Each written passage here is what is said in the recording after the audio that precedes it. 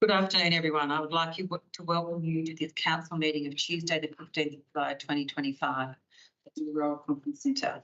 I am Claire Kennedy, Mayor of Strathbogie Shire Council, and I'll be chairing today's meeting. Before we proceed, Councillor Lawrence will reinforce our council vision and values. Thank you, Kennedy. We are a councillor group that delivers valuable outcomes for our community through teamwork characterised by respectful debate, collaboration and the commitment to being inclusive and transparent. Our councillor values are respect, integrity, accountability, transparency and responsiveness. Thank you, Councillor. Thanks. We acknowledge traditional custodians of the place we live, work and play. We recognise and respect the enduring relationships they have with their lands and waters, and we pay respect to elders, past, present and emerging. As per Strathbogie Shire Council governance rules and legislation in accordance with the Local Government Act 2020, notices relating to privacy, governance principles, voting and meeting procedure are given as read as printed in today's agenda. Are there any apologies of leave or leaves of absence for today's meeting? Thank you. Councillors, I will take all the papers as being read. That being the case, are there any disclosures of conflicts of interest? No. Page 7, item 7, confirmation of meetings. Sorry, the previous meeting. Confirmations of the minutes and decisions of the ordinary council meeting held on the 17th of June 2025. Councillors. Councillor, we have a recommendation. Can I have a motion, please? And can you state what your motion is? Councillor Carson. Thank you, Madam Mayor. I move that the recommendation be accepted that the minutes of the council meeting held on the 17th of June 2025 be confirmed as a true and accurate record of it. Can I have a seconder, please? Councillor Binks, thank you. Is there any opposition? If there's no opposition, does any councillor wish to speak to the motion? Thank you, councillors. I will now put the motion to vote. Those in favour? Motion is carried.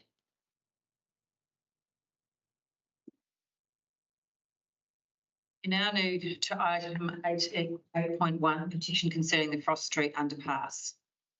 A petition was received on the 30th of June from Katie Williams on behalf of the petitioners. The petition was signed by 883 people, and I note there are a number of public questions relating to the Frost Street underpass in tonight's meeting. This will be responded to in item 10 of the agenda. The petition relates to a previous decision of council of the June 2025 council meeting, where council determined to approve the request from Inland Rail to remove the renewal and upgrade of Frost Street underpass from the scope of the project, and note that the existing underpass will be removed and placed with flood overlay infrastructure. Accept the contribution of $350,000 from Inland Rail into Council's capital works program for allocation to future identified projects. Note that Inland Rail will complete the design of the road treatment at the intersection of Binney Street and Railway Street, Euroa. Note that a further report will be presented to Council by October 2025 to approve the allocation of the $350,000 to new projects. The petition from the citizens reads, the council have decided to close the Frost Street underpass. This was done without consultation of the community and businesses that could be affected. We want the underpass to stay open, allowing safe access for the many families that use this daily. We witness every day young children walking to school, riding their bikes, people on mobility scooters, elderly, disabled and people of all physical abilities use this underpass as their gateway into town. This will impact on them all, making the only access through the railway station, which is not a safe nor sensible solution. Our elderly residents, our young children and our vulnerable community members should not have a face, I think that's meant to be, into an unmanned railway station. The Strathbogie Shire Council governance rules state, clause 36.5, unless a petition relates to an item listed on the agenda for any meeting at which it is submitted, in which case the petition may be dealt with in conjunction with the item. The only motions that can be considered by council on any petition are that the petition be 1, 36.5.1 received and noted, 36.5.2 referred to the Chief Executive Officer or relevant director for consideration and response, and 36.5.3 referred to the Chief Executive officer or relevant director for report for future council. Councillors, we have a recommendation. Can I have a motion, please? And can you state what your motion is? Councillor Holway. Thank you, Madam Mayor. I move the recommendation as printed on page 8, to wit that Council 1 receive and note the petition, 2 refer the petition to the Chief Executive Officer or relevant director for consideration and response. Councillor Holway, can I have a seconder, please? Councillor Jeffrey. Is there any opposition? If there's no opposition, does any councillor wish to speak to the motion? Councillor Holway. Thank you, Madam Mayor. I note that the motion moved contains somewhat bland language that may not in and of itself provide the community the assurance that their petition will be taken as seriously as it should. However, Council's governance rules prescribe the verbiage for such a response, making this motion, with its neutral wording, the only acceptable motion that can be moved to receive such a petition per said governance rules. I do have every confidence that the CEO and Shire officers will treat the receipt of this petition with the gravity that it deserves and create a response that both addresses the community concerns and indicates a plan of action that will ameliorate those concerns. Regarding the petition itself, it is my understanding that it is the largest petition in history received by this Shire by far. Certainly, it illustrates huge grassroots community concerns, the issue of the Frost Street underpass. Community feedback, both in the form of this petition and in my own interaction with the community members, can be boiled down to 2 specific concerns with respect to the Shire's decision to accept Inland Rail's request to descope the Frost Street underpass. The first concern regards the lack of widespread community consultation in this decision.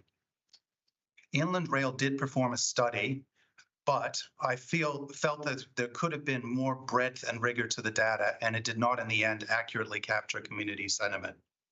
Our Shire did some ad hoc consultation as well, with results that I think are best interpreted as the community not being happy with the choice and time frame as presented. They would have appreciated a more thorough investigation to arrive at an ideal solution. I think it's fairly obvious that the mere existence of this 883 signature petition indicates that a large portion of the community feel that they were not consulted and were not happy with the level of consultation on this issue. My hope is that the CEO response will acknowledge that more thorough consultation was indeed warranted on this issue and detail a way forward with strategies for better future consultation on important issues like this. The second community concern is one around pedestrian and cycle transit across the new rail lines in what amounts to the northeastern 2/3 of the rail corridor's crossing of Euro's town limits. This is a long stretch to deny pedestrians and cycles access to legally and safely cross the rail corridor, being over a kilometre within the town limits and with 2 sporting ovals and showgrounds on that side of town. However, we cannot and must not look backward on the decision regarding Frost Street. My hope here is that the CEO response will rather acknowledge that the community concerns regarding pedestrian cycle connectivity are indeed valid and provide the community confidence that alternative options to restore, or dare I say it, even improve pedestrian cycle connectivity will be thoroughly explored. I'm fully confident that the CEO response, which this motion authorizes, will comprehensively address these community concerns, and I'm looking forward to reading. Thank you. Thank you, Councillor Holway. Is there another councillor who'd like to speak to the motion? Councillor Helsel. 883 signatures is certainly significant.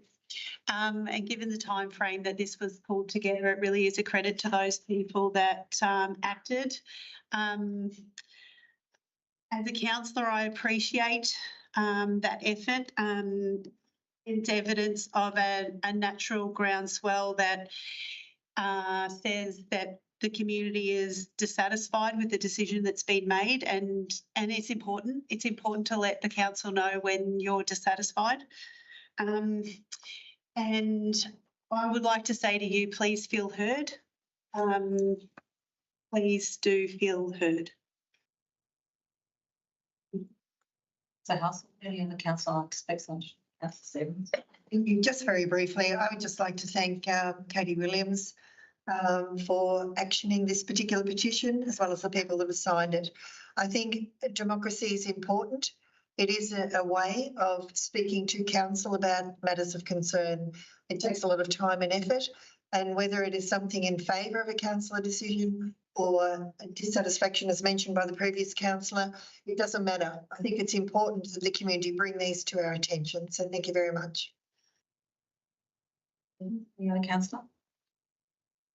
No. Thank you, councillors. I will now put the motion to the vote. Those in favour? Motion is carried.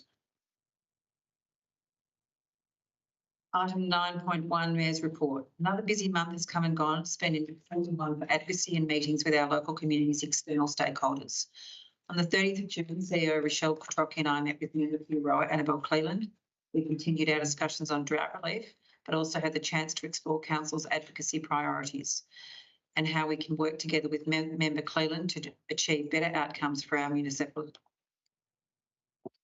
Sorry, can I just ask for quiet public gallery? Sorry. Thanks. I'm not able to hear what you're saying, Madam Mayor. And how we can work together with Member Cleland to achieve better outcomes for our municipality. In addition, we spoke with Dr. Helen Haynes, MP, by phone to continue our discussions on drought advocacy. We emphasised the acute need for more on-the-ground support, and we look forward to progressing these conversations further in a face-to-face meeting next month.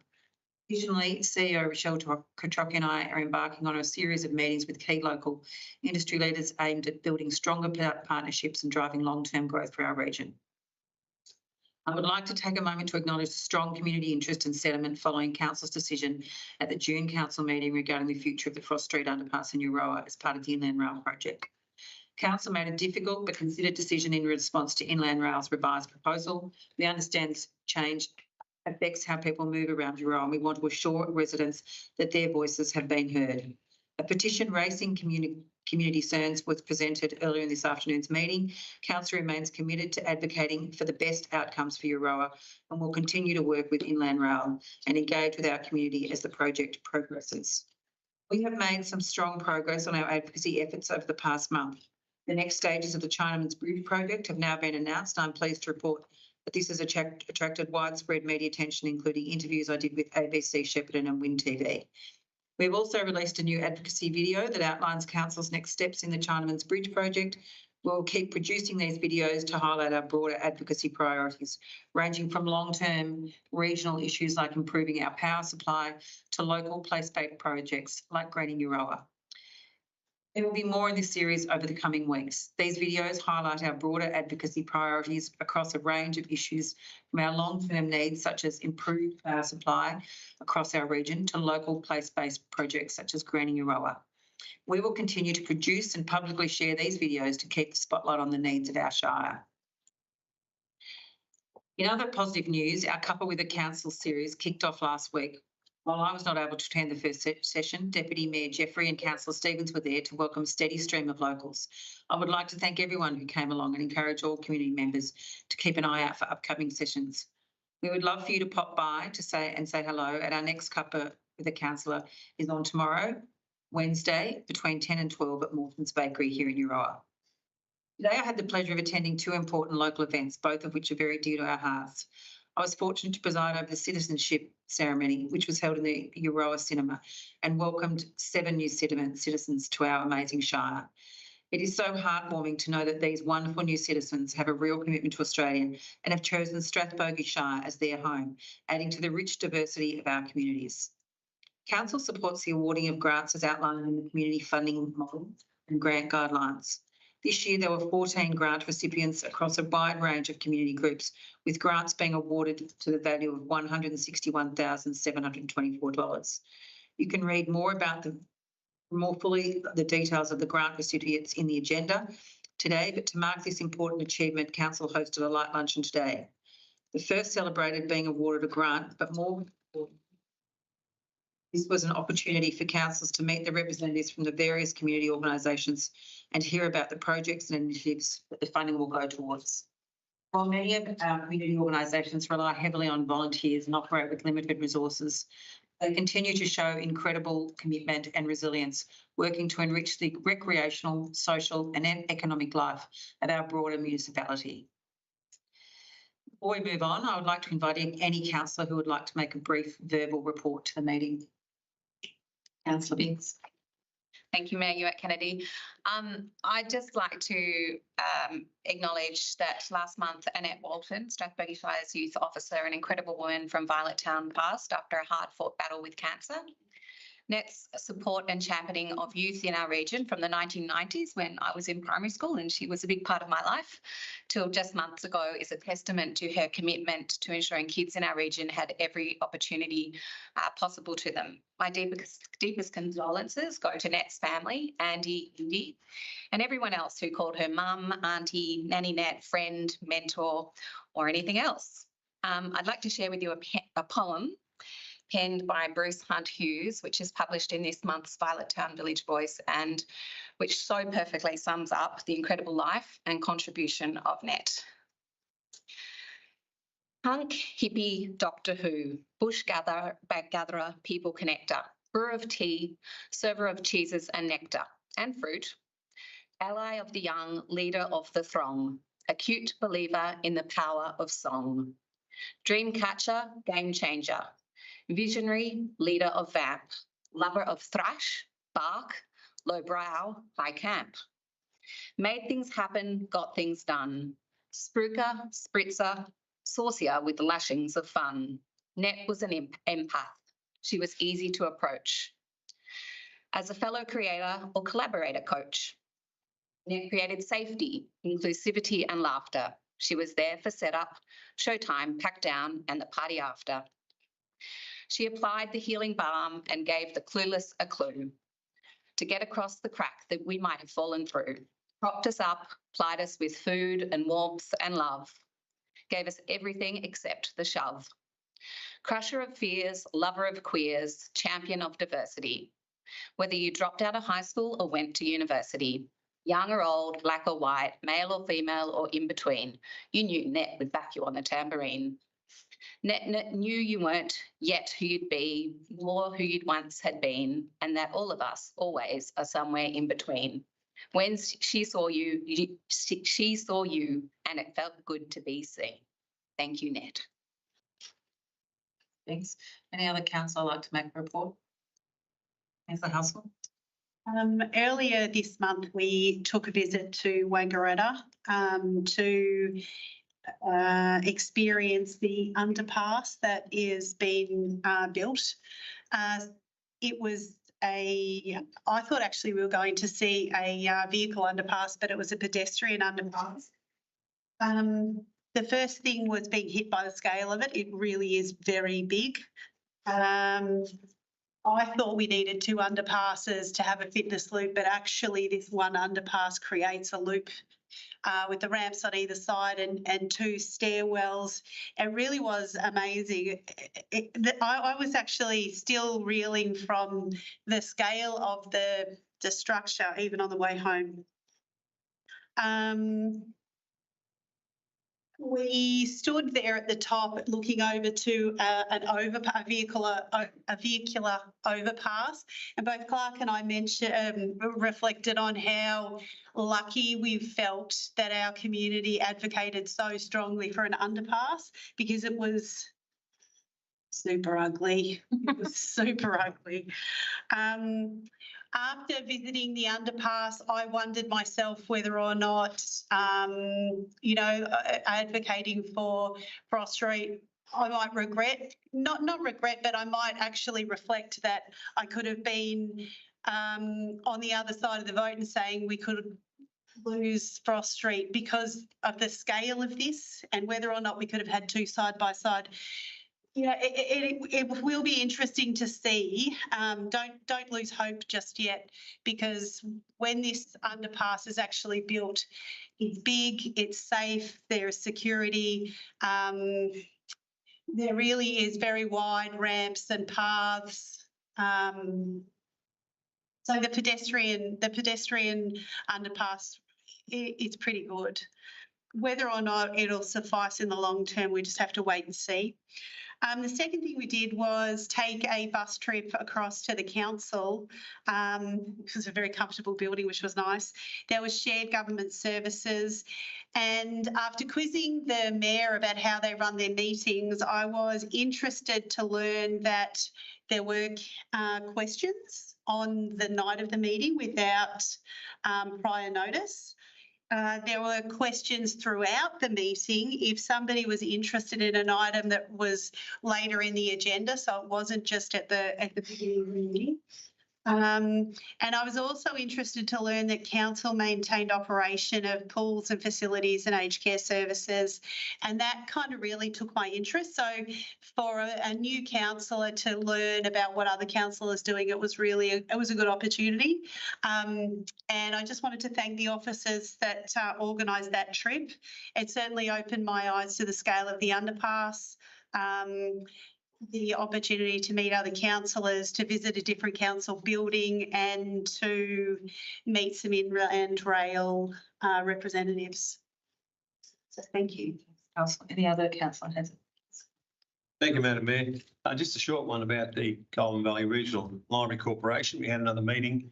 There will be a briefing regarding the new management arrangements and new governance arrangements, which are being put in place by the Chief Executive Officer of that corporation next month, I understand.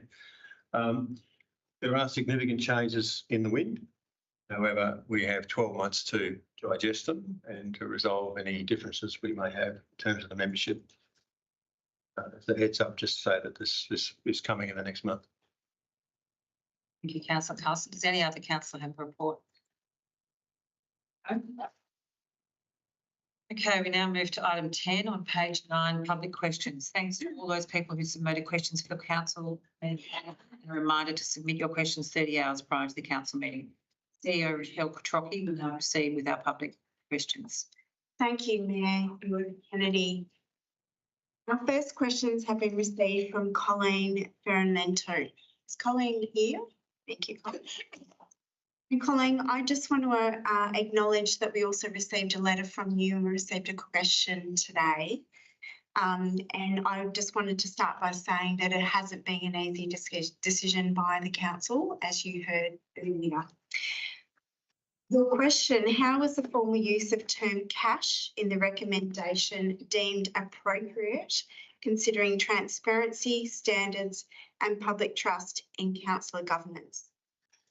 As mentioned, Colleen, I'm aware of the letter that we also received from you, and I understand this is in relation to the Frost Street underpass. So in answering that question, in disclosing the amount received from Inland Rail, this reflects our commitment to transparency and our integrity. It acknowledges the value of an asset that was no longer required for the inland project and ensures that the community is informed about what funds and how these will be used. There has not been a decision on the investment of the $350,000 that was included within the report, only that the money will be contributed to capital and asset improvement within the Euroa precinct. Through the Euroa precinct master plan, there will be consultation with the opportunity to meet with staff and councillors to listen to feedback on that master plan. That will also look at improvements for pedestrian access in and around the precinct. Once the consultation has been heard, there will be a report put before the council for consideration, and it will also consider that investment of the contribution amount that will benefit the broader community. Thank you for your question. There was also a second question by Colleen that I'll read out now.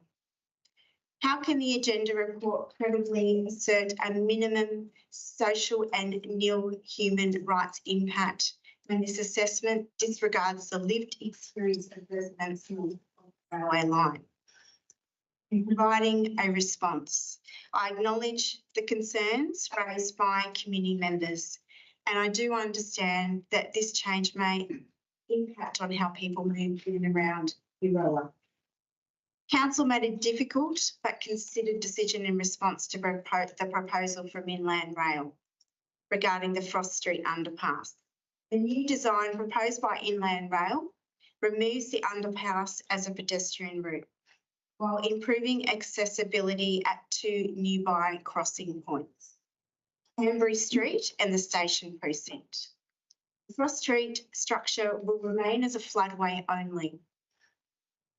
Council acknowledges the concerns raised and understands how this may affect. However, the decision avoids significant future maintenance costs, preserves a mature red gum tree and secures broader benefits that include the 350,000 contribution, as I mentioned, that will go to capital and asset works within the Euro precinct. That's answering that question. Thank you, Colleen. Question 3. We now move on to 2 questions from Neil Brown. Is Neil Brown? More questions. Why the Shire councillors did not ask the community on the northwestern side for their say on the closure of Frost Street underpass before some of the Shire councillors voted to close it on the community. In providing your response, Neil, thank you for your question. And I also acknowledge your concerns and thank you for bringing that to our attention. As mentioned, it was a very difficult decision by the council, and that the new design will focus on 2 new pedestrian crossing points that will allow for pedestrian traffic through to Binney Street and the new Euroa precinct. Inland Rail communicated to council as part of the information provided to the council in making a decision that there was consultation that had been led since 2019 with specific groups and the broader community. Inland Rail has communicated that no concerns were raised by the community during the engagement process regarding the designs in November last year. The council did, however, request in informing their information for a decision for further information through pedestrian counts for Frost Street to be undertaken to inform the decision. And our staff have actually also met with community stakeholders to seek feedback that helped inform that decision, council. Thank you for your question. Question 4. Mayor and councillors, who comes first, the community, the gum tree, or the 350,000 payout from Inland Rail?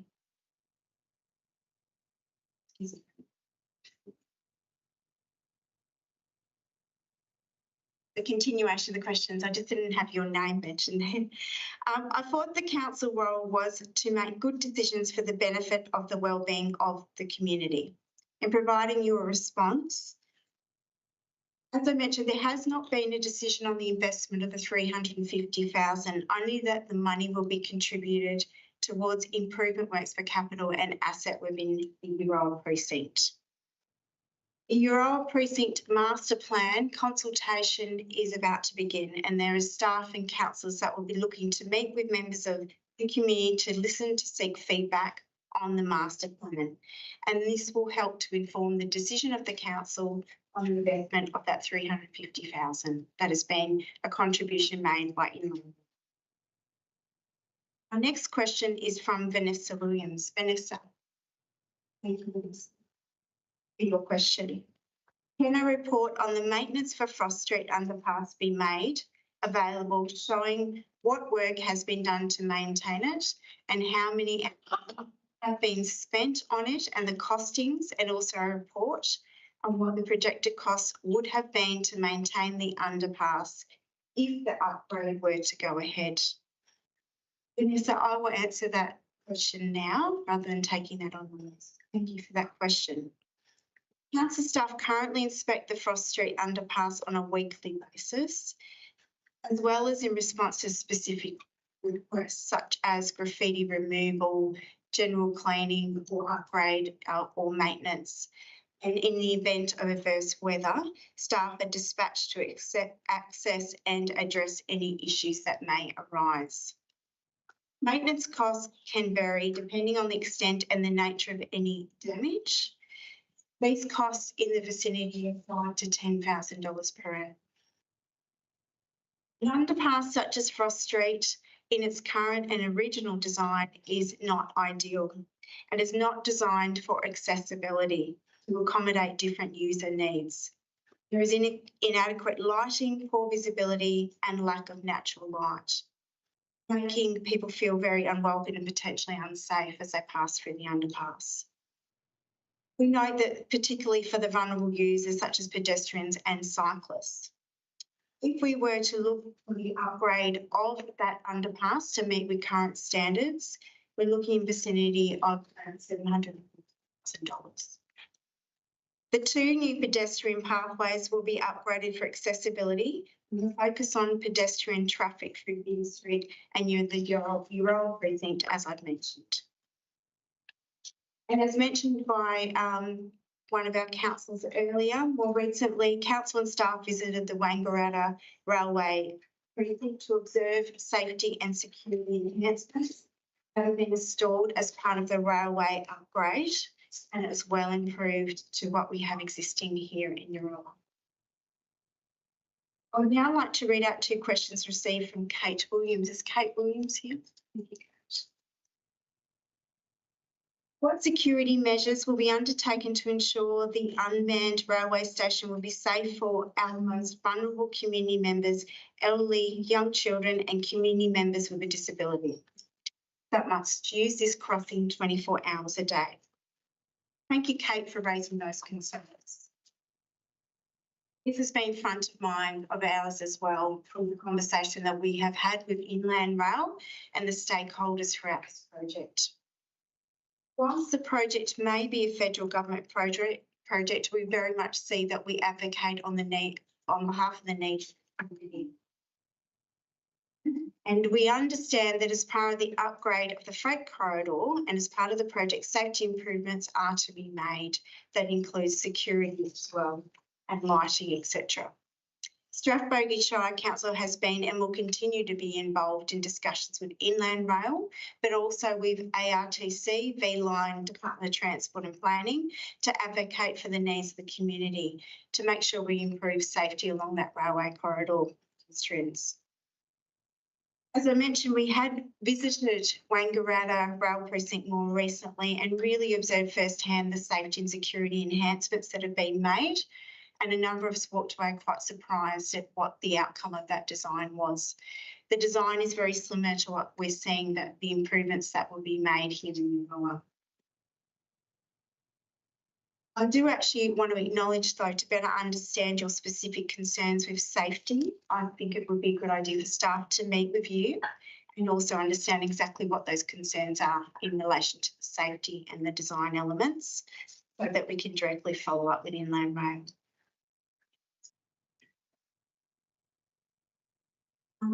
I'd now like to move to the next question.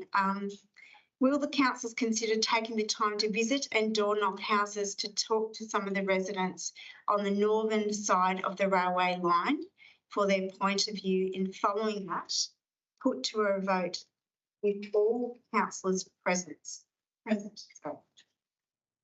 As mentioned, it's been a very difficult decision by the council to make. The 2 new pedestrian pathways will be upgraded for accessibility and will focus on pedestrian traffic through to Binney Street and the new Euroa precinct. We had requested from Inland Rail that further consultation was undertaken and that pedestrian counts of people who were using the current underpass were undertaken to help inform the decision of council.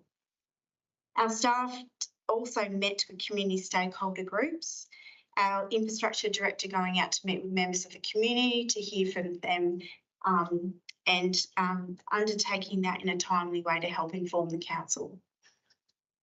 It was a balanced view of the council in taking that into consideration in deliberating on the decision. We also understand the consultation of the project that has been led by Inland Rail. And there are many lessons probably at our end to learn from that consultation as well, and the interactions and questions we have asked about that engagement process throughout the design along the way.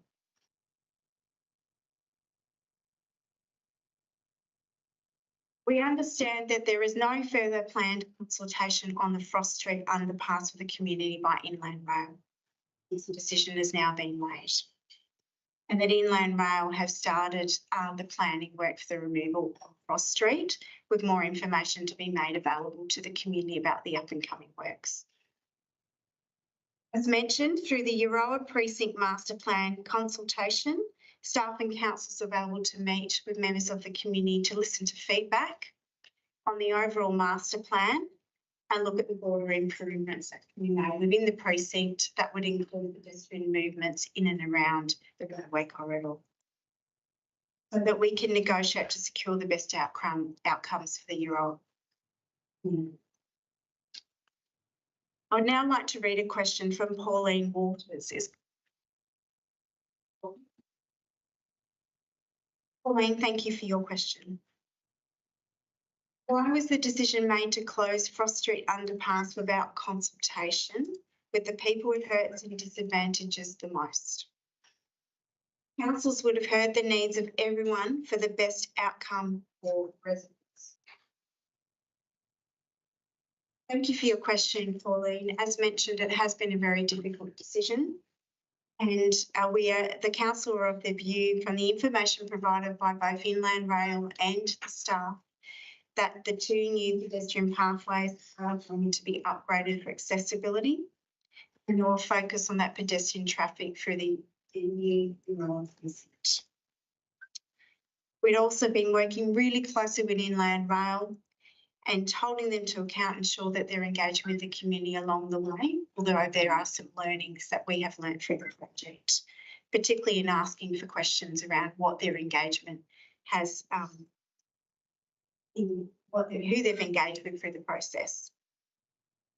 Inland Rail has been leading that consultation for an extended period, and Strathbogie Shire has been and will continue to be involved in negotiations to secure the best outcomes for the Euroa precinct, particularly with our consultation around the master plan that's coming up in the next few weeks.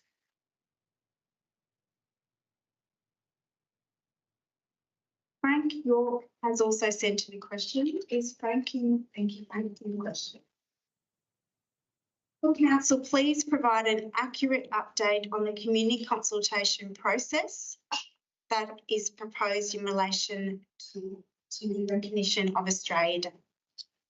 What progress has been made and when will the results be? Thank you for your question, Frank. There is planned consultation with the community over the coming months. Further information and the results of the consultation will be made public in October, November this year. Thank you for the question. I'd now like to read out a question from Robin Weatherald. Robin is in the audience. Practice of supplying iPads for visitors to follow the council agenda appears to be a failure. As an experienced iPad user regularly, I find council's iPads to be impossible to use effectively and use to follow the council meeting agenda. Will council provide written or printed paper-based agendas for the meeting on request from attending members of the public at each meeting? Thank you for your question. The council meeting agendas are provided electronically as our standard practice. However, if you require a paper copy, requests must be submitted by 10 a.m. the day prior to the meeting. Please note that requests may be declined if the agenda is particularly lengthy, and in some cases, paper copies may be provided without attachments depending on the size of the papers. I'd now like to read out your second question. Yes, commissioned and completed by Strathbogie Shire's Administrator, Mr. Peter Stevenson, 6 months ago at a cost of $840,000, but labelled a white elephant by farming community, where in the new 2026 budget versus the line item for $250,000. New expenditure or repairs to be made this valued asset at the Euroa sale yards operational and usable. In answering your question, I will refer to the Director of Sustainability and Infrastructure. Thank you, CEO Quattrocchi, and to you, Madam Mayor. Again, thank you for your question, Robin. Firstly, I'd like to acknowledge that there were poor decisions made in the development and delivery of the project to get us to where we are now. There were some poor decisions made, and we do acknowledge that. There is $142,000 that has been allocated in the 2025 and 26 Capital Works Programme towards resolving the issues and ongoing issues at the truck wash. Myself and my team have been meeting with specialist suppliers over the last number of months, and we're due to go to the community in the short term to actually go out to the market and get the pumps upgraded and delivered to the standard that will be working to the standard that we all deserve. Myself and CEO Quattrocchi have been meeting with the user group down at the sales yard over the past number of months, and they're fully informed on the project and where we are going, and further communication will come out to the community in the coming months once we've been in a position to award the contract. Thank you. Tom Mayor has sent in 2 questions. Tom, are you in the audience? Madam Mayor, very hard to hear in this corner. Speak up a bit. Road reserves, what is council's responsibilities when my asset is damaged by the reserve vegetation? I'll refer your question to the Director of Sustainability and Infrastructure, Oliver McNulty, to next. Thank you, CEO Quattrocchi, and thank you for your question, Tom. Strathbogie Shire Council has a tree management plan in place to manage trees on council-owned and managed land, including those in designated roads and reserves. In relation to your question, I will catch up with you, and my team will catch up with you just to get some specific, get you to clarify specifically where your concerns are, and we'll work through any process we need to with you. Unacceptable. Now I'd like to read out your second question. Burkett Street, Euroa. What is the commitment of the Shire Street Road being used as an arterial road? And I will again refer this question to Director of Sustainable Infrastructure, Oliver McNulty. Thank you again for your question, Tom. Burkett Street is currently a designated bypass route as part of the Inland Rail project, and Inland Rail are responsible for this asset for the duration of the works and are required to reinstate and maintain it during the duration of the works and reinstate it to a suitable standard to our satisfaction on completion of the project. Unacceptable. I would now like to read. That's your first warning. It's not acceptable to call that from the public gallery. You know the rules, so stick by them. Respect goes both ways. Now I'd like to read out a question by Marie Meyer as well. And the question is fencing. Council and regional roads fencing of the Hume. Who maintains this fencing? I'll refer this question to Director McNulty to answer. Thank you, CEO Quattrocchi, and through you, Madam Mayor. And thank you for your question, Marie. Council staff and my team will get in touch with you in relation to your request just to get more specific clarity on what exactly your concerns are. You can refer any queries about the fencing along a Vic Road road directly to them by calling 131 170. But my team will be in touch with you in the coming days, and we'll talk to you about your concerns and try to resolve them. Now for your second question, at last council meeting, Mr. Meyer asked a question re-rates and it was falsely answered. Why was this? And thank you for your question, Marie. I do acknowledge that the June council meeting, I had made mention that there had in fact been contact made. However, this was in an error and I apologise for any inconvenience. I do, however, understand that staff have made time available to you. You've met more recently with our staff in relation to your inquiry. Thank you for your questions, and Kennedy, that's the end of the questions. We now move to item 11, page 10. 11.1.1, planning applications received and planning application determined 1st of June 2025 to 30th of June 2025. The purpose of this report is to report to Council on the current planning applications and activity and matters considered in delegation. Councillors, are there any questions of clarification before we proceed?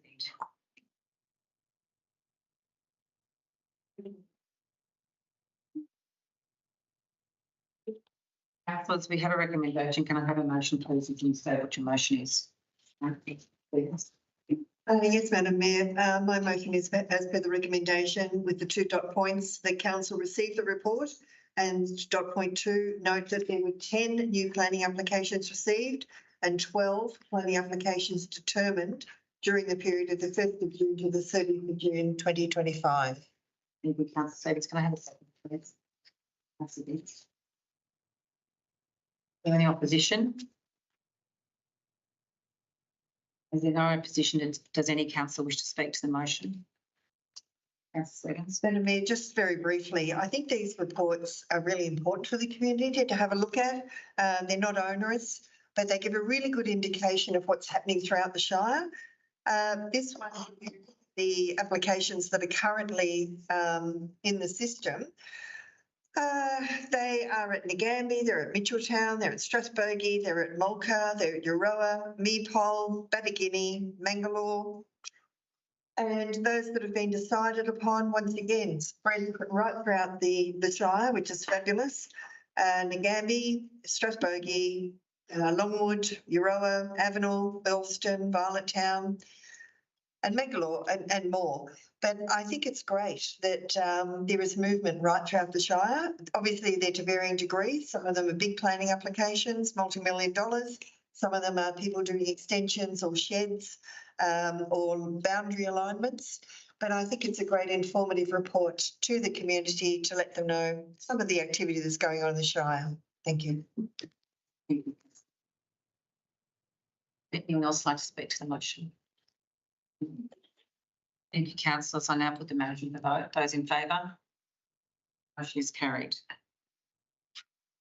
We now move to 11.2.1 on page 16, variations in grants awarded under delegation June 2025.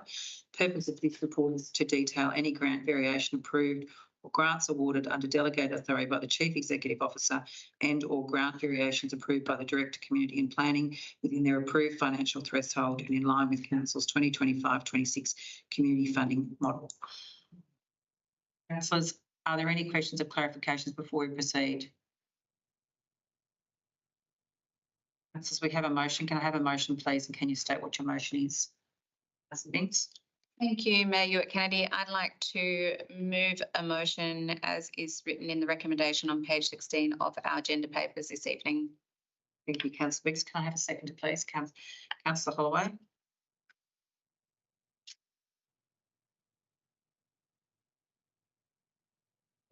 Is there any opposition? There's no opposition. Does any councillor wish to speak to the motion? Councillor Binks. Thank you, Mayor Hewitt-Kennedy. Yeah, this is a really fabulous report to see in our papers, especially this early in the new financial year. I know that the staff have worked really hard with our community groups, and our community groups have equally worked really hard to get in fabulous submissions, applications to our grant streams, and that they were oversubscribed. So unfortunately we weren't able to award grants to everyone, but I do know that council officers continue to work with those that were unsuccessful to help see if they can find other avenues for funding. But it's a real great mix of grants that you see awarded across the community to different groups throughout the Shire that will really help both our assets, but also activities to ensure great community cohesion, environmental sustainability. There's just a really fabulous list there. So I recommend the motion to my fellow councillors, and I'm really thrilled with the process and the uptake by community and community groups. And yeah, can't wait to see them rolled out. It's kind of early in the year and it's really great to see this happening so easily, for want of a better word. Thank you. Thank you, Councillor Binks. Any other councillor like to speak? Yes, councillor Holloway. Thank you, Madam Mayor. I would just like to both endorse what Councillor Binks has said and add that the process by which community grants have been awarded was refreshed and briefed to council this year. And I find the process was exceedingly fair, balanced, and efficient in providing grants to some fantastic organizations that are doing some great things. And we just met some of those people a couple of hours ago and really look forward to partnering with them to deliver some valuable outcomes for these groups. Thank you. Any other councillor like to speak to the motion? Councillor Stevens. Thank you, through the Mayor. Just very quickly, I endorse the comments of the other councillors in relation to this. And I also thank the staff for the work that they've put in and also the new system. I think it's fabulous. We don't have enough money to give everyone grants, unfortunately. We'd love to, but I think the value of this is we're giving an amount of money, but the growth that will come from that money is going to be multiplied 10 times over. So it's a small investment for the outcomes that these grants are going to achieve. The other thing I'd just like to flag is because we have limited funds, having our new grants officer in place that can further assist these community groups to find and access other funding is a great avenue of a source of funding for them as well. So I think this is the way to go. This is all about partnerships. This is what we speak to at many levels, very high level, very, very community-based level, where with a contribution by the Shire to the strength and commitment of the community, fantastic partnership for everyone. So thank you to those that made the effort to apply for the grants, whether you were successful or not. And we look forward to the projects advancing and the benefits they'll bring. So thank you. Thank you, councillor Stevens. Does any other councillor like to speak to the motion? Thank you, councillors. I now put the motion to the vote. Those in favour? It is carried. Councillors, we now move to item 11.2.2, Euroa Railway Precinct Master Plan Endorsement of Final Consultation. The purpose of this report is for the council to endorse the release of the draft Euroa Railway Precinct Master Plan for feedback for the period 16th of July 2025 to the 13th of August 2025.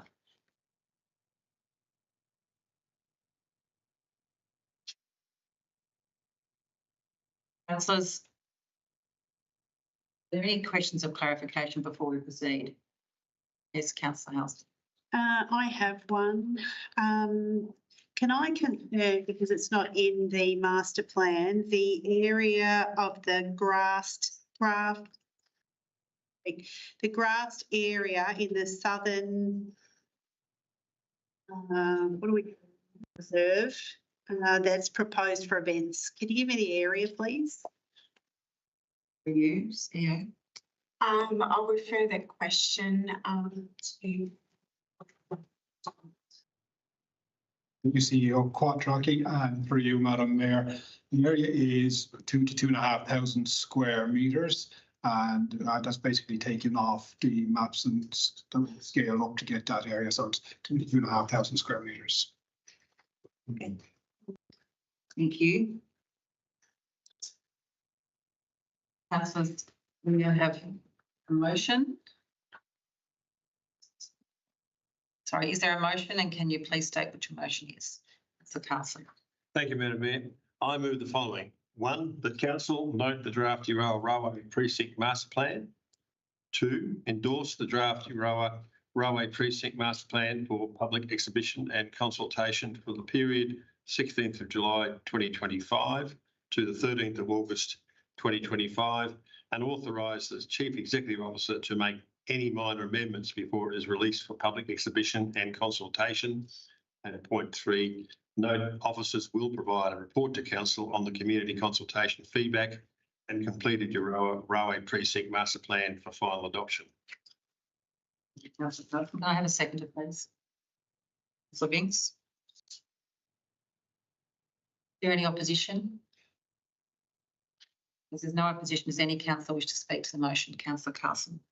Thank you, Madam Mayor. Just briefly, this master plan, which is to be put on exhibition does not answer the specific issue that's been raised this evening regarding Frost Street, but it does provide the community with an overview of what is proposed for the entire area. Also, of course, the community has the opportunity to express their views on this master plan over the next 4 to 5 weeks. This is a very large project involving many tens of millions of dollars. It will be highly disruptive and is highly disruptive for an extended period of time, perhaps up to 18 months. The end result, though, has been referred to previously in this chamber. The end result, I'm sure, will be impressive. And I think it would be, and it is the end result that I hope the community will focus on. Councillor Carlson. Any other councillor like to speak? Yes, Councillor Halsall. I would like to, for anybody watching, draw the community's attention to the format of this master plan. The black sidebar indicates what Inland Rail would do. The white sidebar indicates what's proposed works. And of interest to me when this goes out to comment would be the community paying attention and providing feedback to RV parking, the station forecourt, the Southern Reserve, in particular RV parking, grassed area at 2,000 to 2,500 square metres, its suitability as a staging area for events or markets, the location of an open pavilion, and I'd also look out for the amenities block that's located at the top of Binnie Street. I'd be interested in community comment about the suitability of that. Otherwise, I think in terms of the master plan, it's looking quite good. There is an error on here, 0.6 on page 34.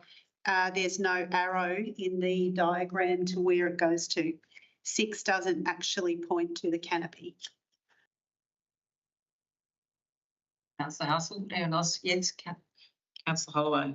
Thank you, Madam Chair. I'm very glad that Councillor Carlson added the caveat over and above the recommendation to authorize the CEO to make minor changes to this, because I believe that the community consultation process might flesh out some minor issues that need tweaking in this. Specifically, the southwestern corner that Councillor also has raised, the suitability of that for events, given that it's 2,000 to 2,500 meters in size, might necessitate a tweak towards events being moved further northward or eastward, and other things that could come out based on community needs. One that springs to mind is the availability of toilet facilities on the northern side of the rail line. If there is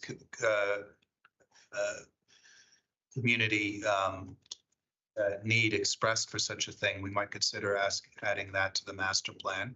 But yeah, I endorse the master plan as presented, as a good baseline and a good framework, but tweaks based on community consultation really need to occur to this. Thank you. Anyone else? Councillor Binks. Yes, thank you, Mayor Hewitt-Kennedy. Just briefly, I think it's a really great document. It shows what Councillor Halsall has mentioned, what Inland Rail is doing, and then what these proposed master plan works. So it's around the proposed master plan works that we'll be looking for engagement. This is an engagement phase. It's time for the community to have their say. I know we've had a lot of engagement around this area of Euroa, and hopefully there's not engagement and consultation fatigue within the community. But I really encourage people to familiarise yourself with this master plan, contribute your ideas, and I think it'll be a great opportunity to gather that feedback. I know it's already been, this isn't the first time that many people have seen it. It's an ongoing process. And that is probably a really important point to make. It is an ongoing process. So what you see in this master plan will not be finished at the end of Inland Rail's work, because we're looking to do additional work on top of that, and that will need funding. So whilst we have this work around the master plan, it will then enable us to look for grant opportunities, for funding opportunities, for other avenues to with which to fund these works. So this master plan sort of isn't, we won't quite be there yet, but it's a really important step in the process to ensure that we are ready when funding opportunities come up, and that we can access money. We have a really clear plan. We've consulted with community, we know what community want, and we can be confident when we go out for that funding that will be, seeking and then delivering something that our community has asked of us. So I think it's a really great opportunity to get involved. And thank you for your continued patience and engagement around the Railway Master Plan process. Year 7, whatever. Would any other councillor like to speak? Yes, Councillor Jeffries. Thanks, Madam Mayor. I'd just like to add that whilst this project will be disruptive and the outcomes may not be to everyone's taste, a project of this scale and investment by the federal government is probably a once in a lifetime opportunity. I was the only town and municipality that is undergoing these quite significant changes, particularly in the middle of town. And therefore, I think it's absolutely imperative to capitalise on this once in a lifetime opportunity that anyone who has a vision and some input to the precinct master plan can do so. It's a great opportunity for Euroa. It's a great opportunity for the Shire. It can't be stated clearly enough. Anyone else? Stevens? Really quickly, building on those comments, I think it's important to note also that the funding for this work was provided by the state government. And there's a massive amount of work that has been done and will continue to be done in relation to this. But this is transformational for Euroa and surrounds. And I really hope that the community hang in there with us and keep contributing and giving ideas, because it's starting to take shape and it's going to be wonderful. Something to work for the future. Thank you. So we'll now put the motion to the vote. Those in favour? Motion is carried.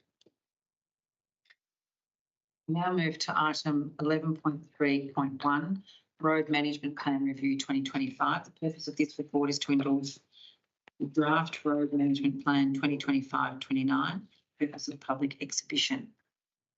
Councillors, are there any questions of clarification before we proceed? Councillors, we have a recommendation. Can I have a motion, please, and state what your motion is? Councillor Carlson. Thank you, Madam Mayor. I move that the recommendation as listed on page 42 in 4 parts be accepted. Councillor Carlson, can I have a second? Councillor Holloway. Is there any opposition to the motion? Would anyone like to speak to the motion? Just briefly, as the mover, this is a jolly good read, really exciting stuff. And I'm sure there's a few ex-councillors over there who will be really pouring through it to find what rating their road has. But on a serious note, it is a document and it is important because it gives the community an opportunity to put into perspective just what the status of their infrastructure servicing their property is, rather than rumour or innuendo or discussion down the pub. We have a document based on rational thought and assessment, and it's a very important piece of a very important management tool for the Shire. Thank you, Councillor Carlson. Anyone else like to speak? Yes, it's the second. Other than thanking the Directorate of Sustainable Infrastructure for all their work on what is a great document, and I'm very happy for it on the exhibition for public comment. I would like to note that part 4 of the motion regarding the Register of Public Roads, it's my understanding that that's not required that go on display, but they have made the decision to put that on display, which I think is an excellent example of transparency and wishing to partner with the community over and above requirements for this process. So kudos again for getting the Register of Public Roads ready to go on display as well. Thank you. Councillor, I expect too much. Now put the motion to a vote. Those in favour? Motion is carried. Councillors, we now move to item page 123, item 11.4.1, S5 Delegation Council to Chief Executive Officer. The purpose of this report is to seek. Oh, I beg your pardon, sorry. Sorry.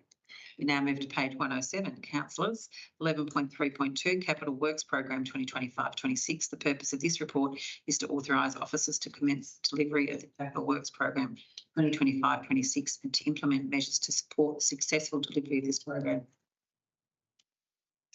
Councillors, are there any questions of clarification before we proceed? Councillors, we have a recommendation. Can I have a motion, please, and state what your motion is? Thanks. Thank you, Mayor Kennedy. I'd like to move a motion as is written in the recommendation on page 107 of our papers this evening. Thank you, Councillor Davis. Can I have a second? Councillor Jeffrey. Is there any opposition? Anyone like to speak to the motion? Laura, that's Murder. Certainly. Thank you, Mayor Kennedy. It's really exciting to see this in our papers this evening, and it's a really great way of keeping abreast of our Capital Works program. We know that in the past we've had carry forward has been quite a significant challenge for our council. So I think this opportunity to see these reports on a quarterly basis will just help us with understanding how things are progressing, and it's another great contribution to the idea of transparency with our community as to how our capital works programs are commencing throughout the year. And I would really like to thank again the Director of Sustainable Infrastructure for their work in getting this to this stage, and acknowledge that it's going to be work going forward, but really appreciative of that because I think it's really valuable to us as an organisation, both sitting around here on the table, but further to our community as well. So please, would anyone else like to speak? Thanks, Madam Mayor. I'd just like to reiterate Councillor Biggs' comments there that this new councillor group identified an opportunity in the organisation with regards to capital works, and work that's been done by CEO and director accountable for this capital works program has been very pleasing to see. And aside from having full transparency on the capital works that are to be undertaken, the new quarterly report on capital works, I think, is an excellent outcome. Certainly, I'm very appreciative to have that line of sight, as will the community, on the progression of our capital works. Just like to acknowledge that. Councillor Jeffrey, would anyone else like to speak to the motion? Motion to a vote. Those in favour? Is carried. Councillors, we now move to item 11.4.1 on page 123, S5 Delegation Council to Chief Executive Office. The purpose of this report is to seek council approval to adjust the S5 delegation authority to the Chief Executive Officer to approve an increase in delegation. Councillors, are there any questions of clarification before we proceed? Councillor. During today's briefing, Director McNulty made a reference to a report that was coming back to us in December 2025. Through you, Mayor, it's the quarterly report is to do with delegations. Quarterly, okay. So it would be October, it'll be so the quarterly finance report and the quarterly capital works. That's the first one. The second one would be at the end of September to January 2026. Just further clarification there, Councillor. So there will be a quarterly report for the Capital Works program, a quarterly report for the financial program, which is the annual budget that you've approved just last meeting, that you will see the performance being reported to you and any action that's needed to get both programs back on track. So that's remedial action that may be required. Further to that, though, we also had a conversation today about review delegations that will come to you every 6 months. So group. Is that what the December report? I believe so. Okay, thank you. Thank you. Any other questions or clarification? No? Okay, councillors, we have a recommendation. Can I have a motion, please, and state your motion, Councillor Holloway? Thank you, Madam Mayor. I move that the motion be the recommendation as printed on page 123 and 124 of the agenda. Councillor Holloway, can I have a second? Councillor Carlson. Is there any opposition? I'm What did I say? Councillor Holloway, Councillor. Sorry, it happens a bit actually. Do you wish to speak to the motion? Is that But first? yes, that's correct, isn't it? Yeah. Mark, would you like to speak to that? I'd just like to briefly say that the majority of this is a pro forma replacement of one delegation with the other. The crux of the issue is increasing the chief executive officer's delegation without motion being presented to council from 220,000 to 550,000, both sums inclusive of GST. For the size of this Shire's budget, and importantly for agility in certain commercial engagements, not having to wait 31 days for the next council meeting. I think it's very important and very appropriate that the CEO's delegation be raised to 500,000, which I believe is a fully appropriate figure. Thank you. Councillor Carlson, would you? Yeah, thank you. Thank you, Madam Mayor. Just sort of bring us back up to speed. The low figures for previous delegation were really a product of some unfortunate incidences in the past, but that's long gone. And the information that everyone who's interested to refer to is in page 127, the actual instrument of delegation, which basically describes exactly how the whole thing works. And I'm just looking it up now. It is part of a process whereby if the delegation is accepted, is exercised, the reports have to come through to the chamber. There's plenty of information, channels for information to the chamber, so we can understand completely and utterly and totally how, why, what the CEO's done and for what reason. And even if there's an emergency declared, the CEO has responsibility to, or has the opportunity to exceed that, as long as there's a report presented to council after the event. So it's pretty normal stuff in terms of industry standard and in terms of operational procedure, I would have thought. Thank you. Councillor Halson. This represents a 250% increase. We were privy to some explanation earlier today from Councillor Binks about why it was, from what I understand, in the industry a low delegation.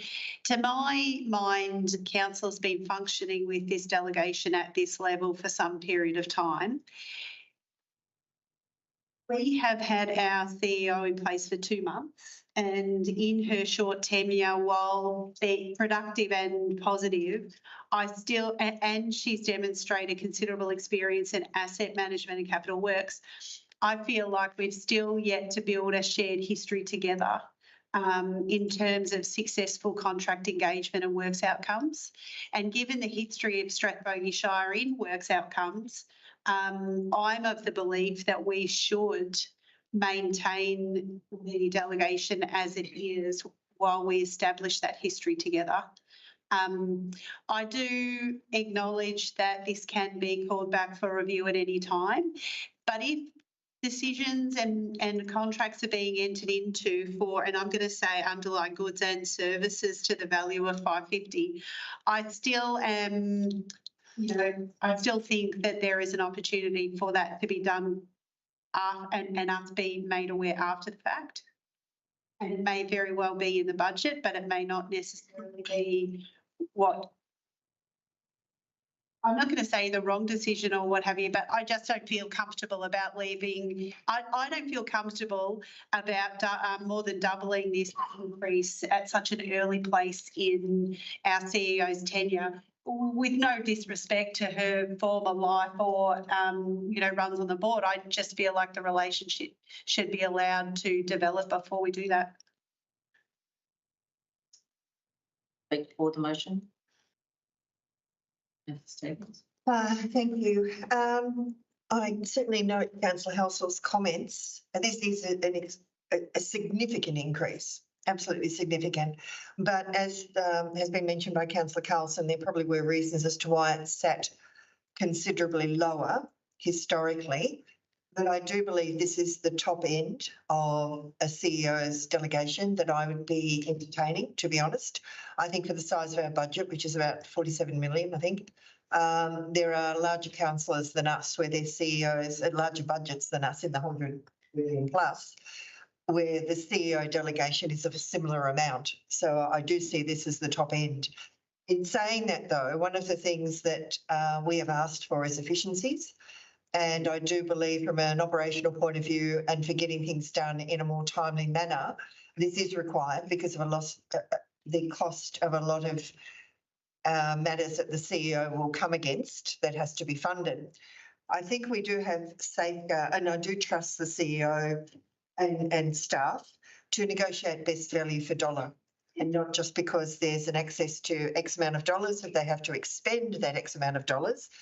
Along the way, they will still be negotiating best value for dollar. So I trust that to occur. I think, as I said, this is going to allow business to evolve a little bit more timely, but I have asked a lot of questions about this because of similar concerns, and I am comforted by the fact that there's going to be good reporting back to us on a regular basis, and I'm also comforted by the fact that if we feel a bit uncomfortable with this, we can call it back in, we can review it. It will be looked at, each 6 months to see how we're travelling anyway. So I just see it as something that hopefully will bring more efficiencies into the organisation. Thank you. Okay. Thank you. I will now put the motion to a vote. All those in favour? It's carried.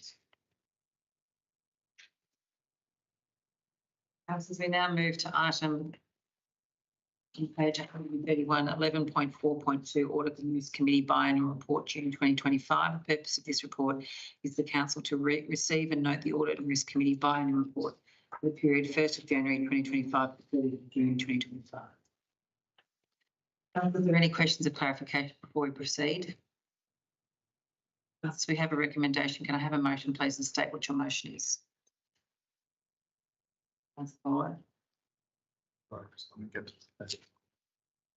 Thank you, Madam Mayor. I move the recommendation as printed, page 131 of our paper. I have seconded. Great, thank you. Is there any opposition? For Holloway, would you like to speak to the motion? Would you like to speak to the motion, or is there your own? No. Okay, I'll put the motion to the vote. Those in favour? Motion is carried.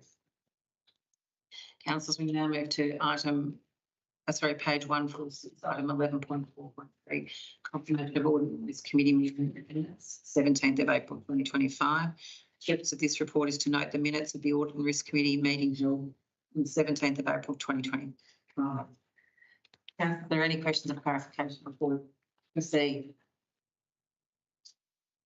Councillors, we have a recommendation. Can I have a motion, please, and state what your motion is? Councillor Holloway. Thank you, Madam Mayor. I move that the recommendation as printed on page 106 of our papers be the motion. Thank you, councillor Holloway. Can I have a second, please? Councillor Jeffrey, thank you. Councillor Holloway, would you like to speak to the motion? Jeffrey, would you like to speak? I will now put the motion to a vote. All those in favour? Motion is carried. Now move to page 156, item 11.4.4, 2021-2025 Council Plan Report on 2024-25 planning. The purpose of this report is to provide a final report on the actions and outcomes of the 2021-25 Council Action Plan 2024-25 for the period of 1st of July 2024 to the 30th of June 2025. Councillors, are there any questions of clarification for the report? Councillors, have a recommendation. Can I have a motion, please, and state what your motion is? Councillor Binks. Thank you, Mayor Kennedy. I'd like to move a motion as is written in the recommendation on page 156 of our agendas this evening. Councillor Binks, can I have a second, please? Councillor Hassel. Councillor Binks, would you like to speak to the motion? Yes, I would. Thank you, Mayor Kennedy. This is the final report on the 2021 to 2025 Council Plan and the actions that Council has taken. And if you head to page 160 of our agenda, you see there an attachment which includes the action from the Council Plan. And it's just a really great summary of everything that the organisation has achieved in this last year of this final year of the previous council plan. We know that we adopted a new council plan, the June council meeting, and so the new council plan, which is from 2025 to 2029, goodness, will come into effect for the next year. But it's a really great report back to the community to see what has been completed, and there's some really important stuff in there that has been completed. One that keeps showing up and has been a big part of this organisation is the Violet Town Landfill Rehabilitation Project. It's something I'm kind of passionate about. Really important project. We know we had to take out some borrowings to do that job, but it's a really important project to ensure that that is a safe site now that it is a discontinued landfill. So there's some other items in there, and I really recommend it to my colleagues, but also to community to see what we have achieved. And I'd like to commend the staff for getting things done. It's a really great report. Councillor Binks. Councillor House, would you like to speak or reserve your right? Yep. Motion to a vote. Those in favour? Oh, sorry. Sorry, I forgot to ask. Sorry, just very quickly. I'd just like to say thank you to the work that has been completed. Some of these are obviously going to be ongoing endlessly, some of them. For example, the lobbying to the state and federal governments to fund improved digital communications infrastructure, that's going to be ongoing. We're going to see that regularly, but that's okay. As long as it's identified and we're still working on it, that's the important thing. There are a couple that it's a little bit disappointing they didn't get delivered. I think one that stands out for me is 1.1.3, which is embed a partnership plan outlining the approach, principles and assessment criteria across the organisation. For advocacy, I think it's an area of advocacy. But once again, that's okay. It's identified for the next year. And some of these things that have carryovers, well, hopefully we'll knock them over this year. So thank you. Thank you, Councillor Stevens. Would anyone else? Councillor Hodson? I just wanted to make brief mention that on the last page of the report in the satisfaction ratings for customer service and just, in fact, all of the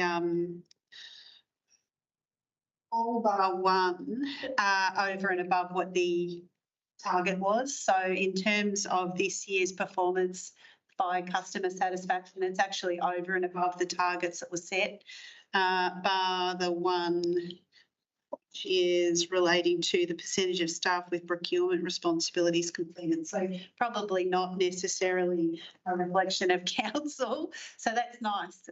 The majority is over delivered. So, Councillor, would any other councillor like to speak to the motion?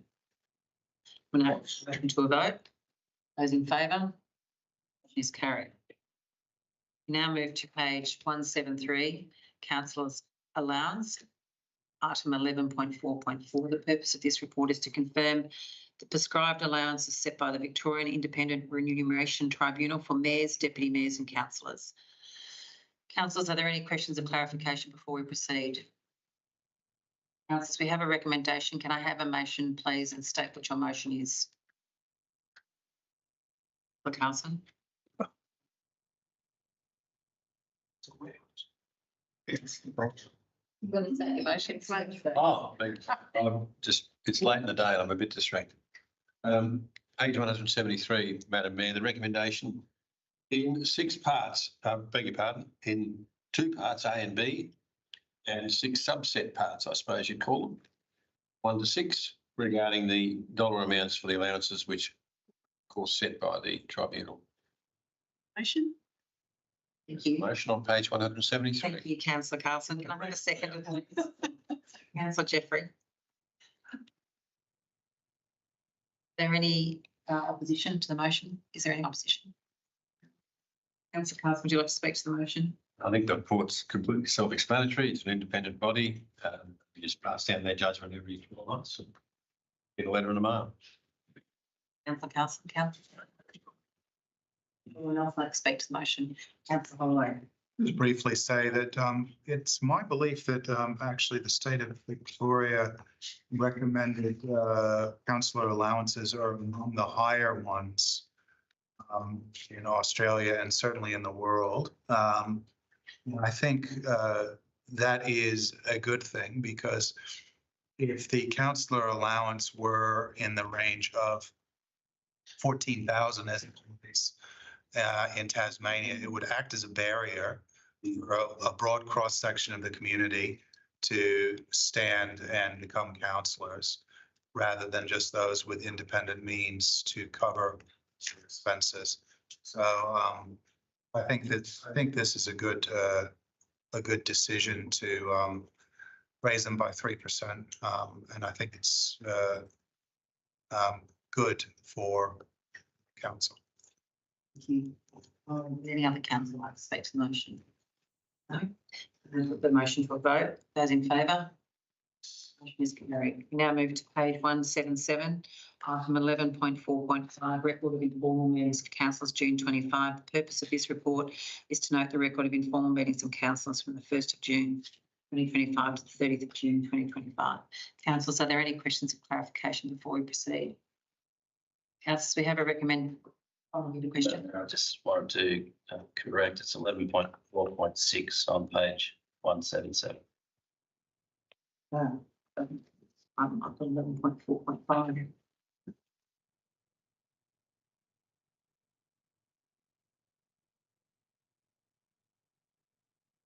It is 0.6.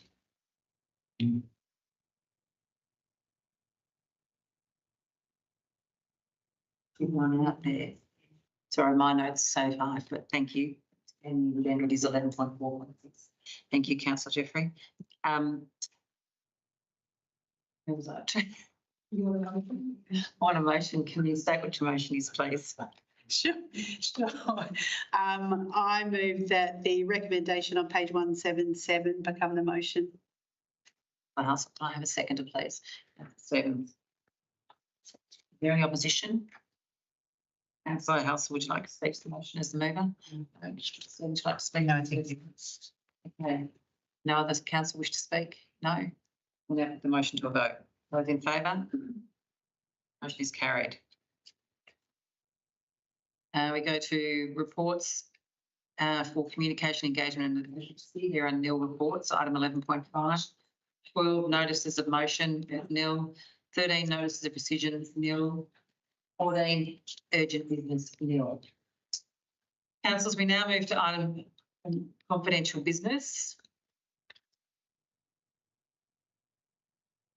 We get a motion to go this confidential. Yes. Yes. The purpose of this report is for council to consider the Chief Executive Officer performance plan. The meeting will be closed to the public to consider matters deemed confidential in accordance with section 66 2A and Part 1, Section 3, definitions of the Local Government Act 2020. An authorised confidential business certificate is attached to the agenda. Councillors, do you have any questions for clarification? And now, councillor, we have a recommendation. Can I have a motion, please, and state what your motion is? Councillor Stevens. Thank you, Madam Mayor. The motion that council, in conformance with section 66, subsection 2, subsection A, and the definitions for confidential matters under part 1 of section 3 definitions of the Local Government Act 2020, the Act, resolved to close the meeting to the public for the Chief Executive Officer Performance Plan. Thank you. So can I have a seconder, please? Councillor Jeffrey. Is there any opposition? Councillor Stevens, do you wish to speak to this? We'll wait for the But this is the motion. motion. Yes. To close the meeting. Okay, I'll put the motion to a vote now. Is there any opposition? No, you're voting, remember? Yes, that's why I thought you were. Yeah. All those in favour? To go into confidential. To go into confidential. Okay, I declare the meeting closed at 5:30 PM.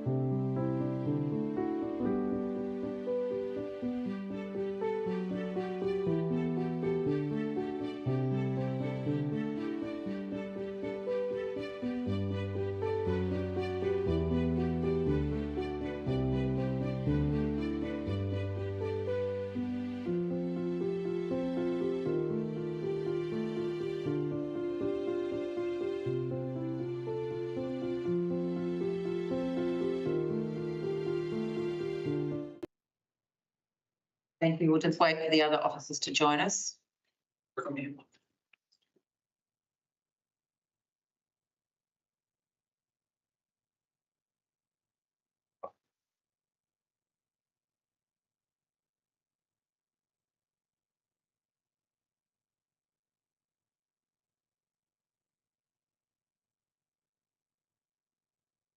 Waiting for our CEO.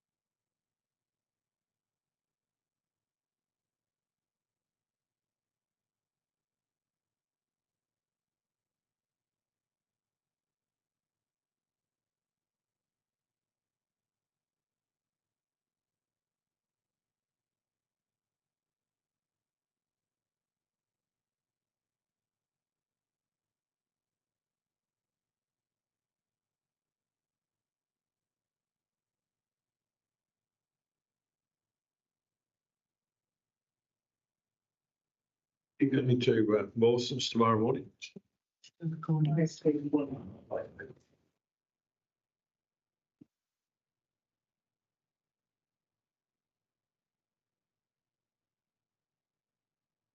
Okay, combination of confidential business decisions.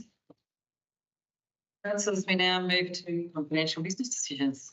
Are there any questions of clarification before we proceed? Councillors, we have a recommendation. Can I have a motion, please, and state what your motion is? Councillor Jeffrey. I move a motion that the decisions made in camera be ratified by the council, please. Councillor Jeffrey, can I have a seconder? We reopened this meeting. Yes. So I was asleep. Second. Councillor Stevens. Councillor Jeffrey, do you wish to speak to the motion? Because it's confidential. No, thank you. Thank you. Now put the motion to a vote. Carried. Carried. The next ordinary meeting of Strathbogie Shire Council is scheduled to be held on the 19th of August 2025 at the Aroa Community Conference Centre, commencing at 4 p.m. There being no further business, the meeting will close at 5:39 p.m. Thank you.